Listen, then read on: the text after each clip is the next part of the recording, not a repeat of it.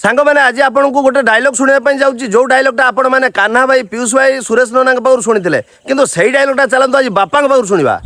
जीवित निश्चय हेले जीवा पूर्वर मु तुमको कई पद कथा कहीदे जीवी मनीषा बेश्या कुठी नुआ करी नाम लिखिथिबा झियोटार मार्केट रो अनेक चाहिदा थाए कोटिपति शिल्पपति भिड़ जमी थाए आउ से झीर बयस खची गला परे चम सब हुंगुला हो गला परे सेतबेले से झील पलटि जाए बेश्या कोठीर बाई से अन्यर अनुदान रे बंचिबाकू सेतबेले चाहे आउ से झील मरीगला परे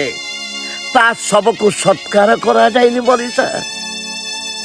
अलिया अवर्जना को नदी रे भसैला भली से झीर सबको नदी रे भसई दियंती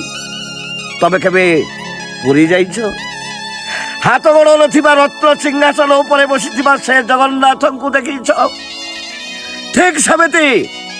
22 पहाच तले हाथ गोड़ नथिबा कोष्ठरोगी को देखिछ एबे भल भाव चिंता कर मरीषा संसार प्रतीक है भाई भौणी को संगरे धरी हाथ गोड़ नथिबा से जगन्नाथ पाखरे कथाटा थइब